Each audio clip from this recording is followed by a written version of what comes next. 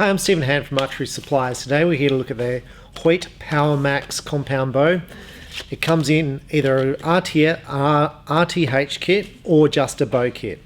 Now with the RTH kit it sells for $1,076, or just the bow alone it sells for $950. Now unfortunately in Australia these prices vary quite a bit looking up the prices. In fact, I found this bow for $950 in a complete kit. Now that's basically what I pay for it. And I shouldn't probably say that, but it's what I pay for it. So basically there's no point in me selling this. So why did I stock this bow? First off, because someone said they were really good. So I thought I'd buy one and have a look at it. Now this is a hybrid cam system. It's got a yoke at the top with a rotating module at the top, and down the bottom you'll see there's no yoke. So you need to change the draw length on the top and the bottom cam through rotating module and a draw stop peg just there. So while this is a hybrid cam, cams are different top and bottom. You've got to change the yoke system. You've got to change the draw length with the top and the bottom. Now the draw length on the Powermax is adjustable from memory from 25.5 to 30 inches. The bow weighs 3.8 pounds and shoots at 328 feet per second. That's what Hoyt says it shoots at. It's a cast riser, plastic limb pockets. The limbs are parallel with a limb dampener here. You'll see there's not a lot of preload on these limbs. Now the bow itself has a plastic grip. It has a spot there for a two-piece quiver. And I'll just talk about the kit. The kit comes with a fuse, two-piece quiver, fuse, 5-pin sight, it's plastic, basic sling, basic blade stabilizer, and a QAD hunter rest. Roughly around $150 worth of accessories. It comes in black or camo. The black is like a, I'm going to say like a powder coat finish. It's kind of rough. The camo version is kind of rust too. It's almost like a paint. Now in all reviews I always compare the bow. The most similar bow I can compare it to is the PSE Drive.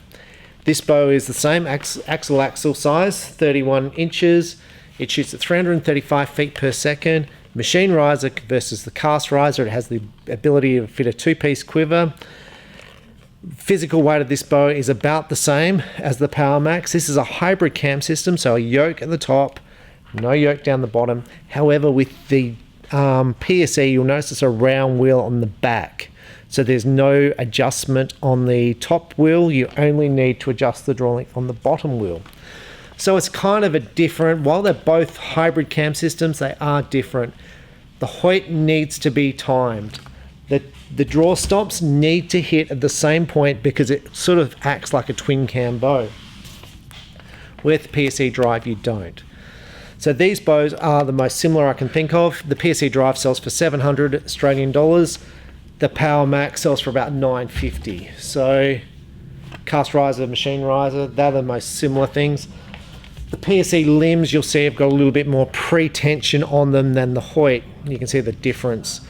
Now the Hoyt limbs are the same as the PSE limb. These are both Gordon glass limbs and non-laminated. So what we're going to do, we're going to shoot this bow at 18 meters and we're going to shoot it through a chronograph and see what sort of speeds we get. Okay, so we're out here to do the Hoyt Powermax, shoot it through a chronograph. Now I'm going to make a couple of quick points before we do that. Hoyt have gone to the rotating modules to change the draw length. Huge thumbs up for Hoyt. Originally when I reviewed Hoyts and I said they had modules, which was a pain to adjust draw length, I got criticised that who needs that when you know your draw length. This is awesome. You know, it now enables an archer to adjust their draw length. Bow suits anyone, makes it easier for a shop to stock. I got criticised before about Hoyt limbs. These limbs are fine. They're not under as much tension, but it's still, yeah. You can dry fire these. You can dry fire this bow. I'm not saying to dry fire it, but Hoyt said they dry fire their bows and they're okay. I believe it on this limb because there's not much tension on it.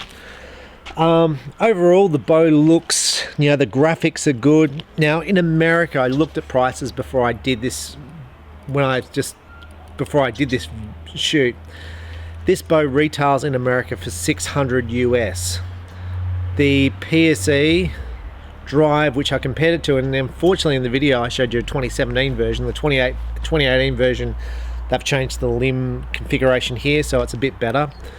The PSE is $100 cheaper, but I think the comparison is still on the money as far as the speeds and the quality of the bow. I think that probably the Hoyt Powermax looks a bit cooler than the drive, but the drive's, I think, is going to shoot faster. So, but it's pretty much on the money. I'm going to also say about the shops. Well, I mean, if I'm paying $950 for this bow and they're for sale for $950 on eBay, and eBay take 10%, shops in Australia can't stock this bow because you're not going to make any money on the bow. So it's a bit of a problem for shops stocking Hoyt in Australia because there's just no money. Now that could be I know it's a new bow, the one on eBay for sale, but it could be the shop just closing it out. I don't know because I don't know enough about the bow, but it is a problem for shops if you can't make any money on the sale of the product. So we're going to shoot this through a chronograph. The clash was really slow and I got criticized for that. We're first off going to talk about the draw cycle. So the balance on the bow it's pretty good. The grip feels comfortable, same sort of grip as the clash. And this is a step above the clash. So it's a bit above beginner, but not up in the elite bows. So draw cycle, it's pretty soft, peaking, valley, valley, valley, dead stop. So the valley's when I say quite a long valley, it's quite a long valley. It's not going to try and rip out of your hand. So you're not going to get the big arrow speeds out of this bow that you will with the speed bows with shorter valleys. The draw cycle feels easy. It's set on 60 pounds and I have no problem at all drawing this. It feels too easy.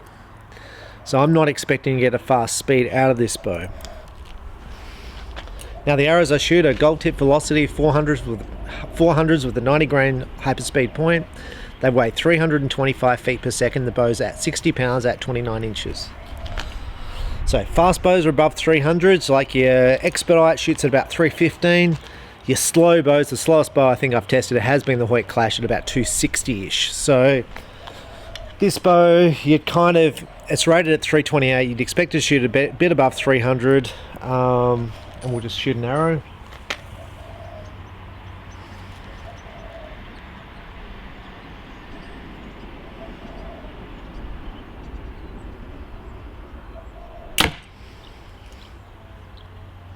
And that shot 294.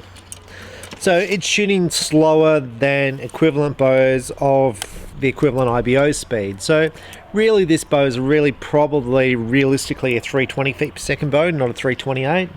But it's a lovely bow to shoot. There's no vibration after the shot, so you can see the bow, there's no vibration. It's much, much quieter than the Clash.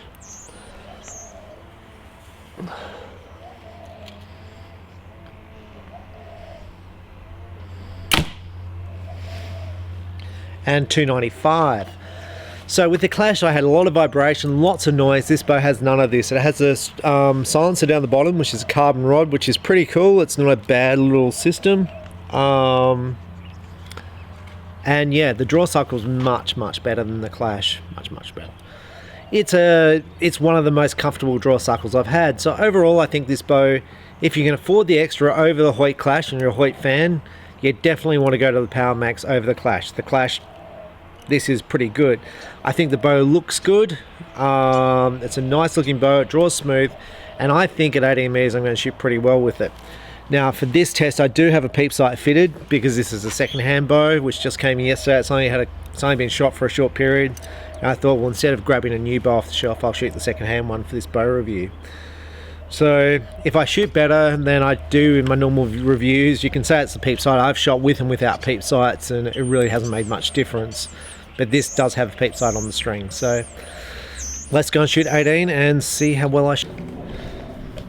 Okay, so I'm about to shoot 18 meters with the Powermax, but first off I'm going to talk about don't dry fire your bow and don't pull back your bow without a release aid. So today I get a picture of this bow in bits. So the limbs are way forward, the strings are off the bow, and the person says, this bow is a piece of junk, look at it. It's in bits. Libs have slipped forward, and I want a full refund. The bow's only 2 days old. Now they bought the bow blank with no accessories, so there's no release aids, no arrows. and they clearly have not added a sight or release aid or arrows to the bow when they've shot it. So I said, well, you can only do that through dry firing or derailing your bow. And I'm going to explain derailing bow. Derailing your bow is if you pull back with your hand like so, and you do that, or you twist your hand like this as you point it back, so you pull the strings off the cables. So I said, look, it's really simple to fix. You just put the strings back on in a bow press, 2 minutes, and it's done. So anyway, they go, well, we'll rubbish you and crap on about you and all that sort of stuff on social media. Oh, well, that's life. And I said, look, there's a video I've done of shooting that bow. Now, when you dry fire a bow, all the energy has to go somewhere. If you derail the bow and you pull the strings off the cams, basically the energy has to go somewhere and the bow will fall apart. Now, most times you can rebuild the bow. It just requires a new cam to be purchased, or generally sometimes the cams are fine. But just don't do it. Don't shoot a bow without an arrow. Always pull back with a release aid. And if you must draw back with fingers, make sure they're in a dead straight line and know that you're risking derailing the bow. I think he dry fired the bow. Because I said to him again, I said, look, did you dry fire the bow or did you derail the bow? And he wouldn't answer. So anyway, I said it's really important that you know how you broke that bow so you don't do it again. So anyway, it's always first timers and generally on eBay. Anyway, so the arrows I'm shooting Victory VAP arrows. These are my competition arrows. They're about $200 a dozen. They're good quality arrows. I've sighted the bow in and they haven't gone too bad. I normally have another camera, but it's at the shop. So, but I feel I'm going to shoot okay. The bow feels nice to shoot. I feel like I'm shooting pretty good, so I think I'm going to shoot okay.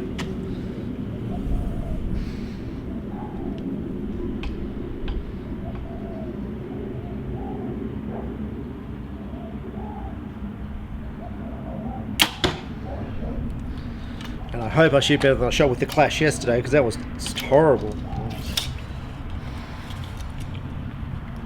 But this bow feels really nice to shoot. It reminds me of the Drive. And I suppose the question is the Drive hybrid cam system, is it better than this? Now, PSE have both hybrid cams, one with modules here and one with just a round well in the back. And they feature them both on their top of the line bows and on both top of the line bows. Generally the twin cams with the modules at the top are a little bit faster, but you do have the timing issues.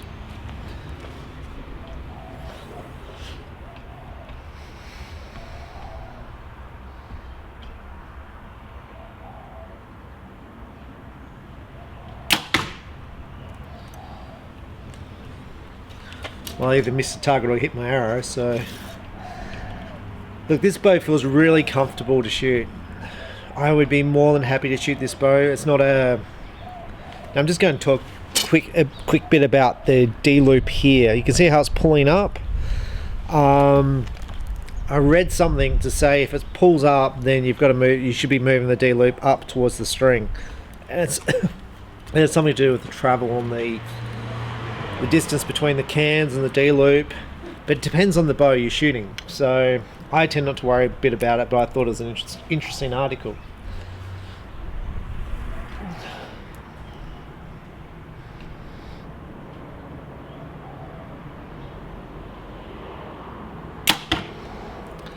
So what I'm talking about is the dead center of this string. On some bows is the grip, and other bows it's where the arrow is. So if it's the grip, then this is going to be high, and I think this bow is actually the grip. I could be wrong.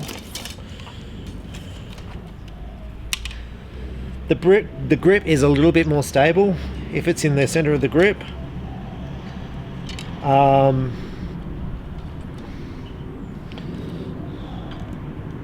Oh yeah, it's the center of the grip. The center of the grip on this is definitely in the center of the bow, and that's why you're seeing this pull up the D-loop. On your target bows, it's very common for them to put the arrow dead in the center of the bow.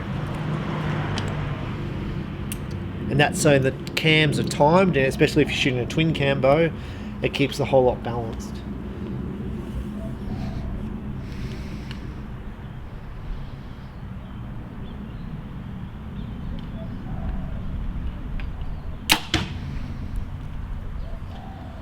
Look, they look like they're going to the right spot, so God, I hope sweet shooters are going to say I kind of rigged the results. I really don't. This is a nice shooting bow. It reminds me of the old Martins with their hybrid cams. Very similar cam system to this, and the PSEs. Very similar cam system.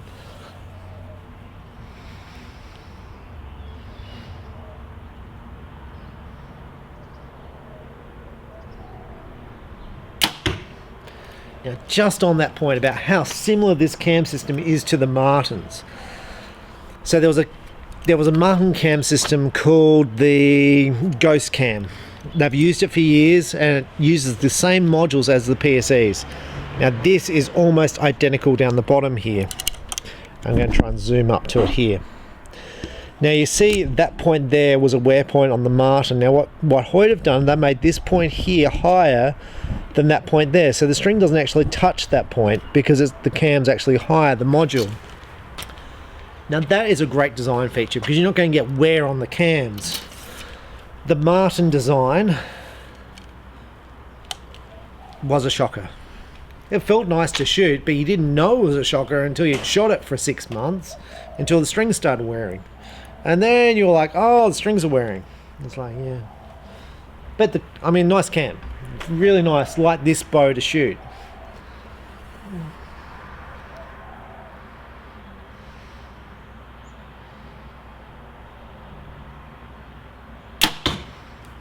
Look, I like this bow. I really do. The price point at 950 Australian dollars. Is it too expensive at 950? Maybe. Compared to the PSE at 700? Probably. Now if you like Hoyt and $200 means nothing to you. Now the case I'd make for this over the PSE is the limbs. These limbs are going to last you forever because they're just under no tension at all.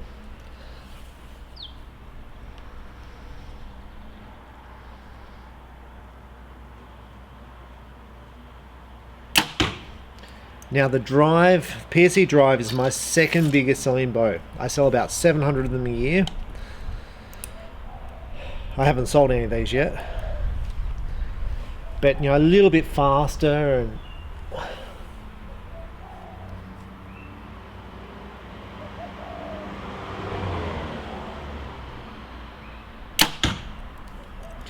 this is lovely to shoot. It really is.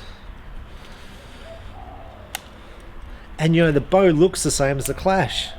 It just, from a distance, you'd think it was the same bow, but it's not.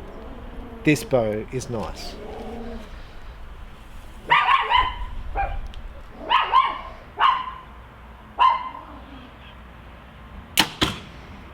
Okay, let's see what those... Okay, so I'm up here at the target, and this is my group. Now I can almost fit my fingers around that whole group, and there's 1, 2, 3, 4, 5, 6, 7, 8, 9, 10 arrows in there, roughly. Left and right is... The up and down movement is about 2 rings in variation, so it goes from about there to about there. And the width-wise is about the same variation. So it goes from there, goes from that point to this point. So it's like a square group, and it's a pretty good group, and much better than the Clash group.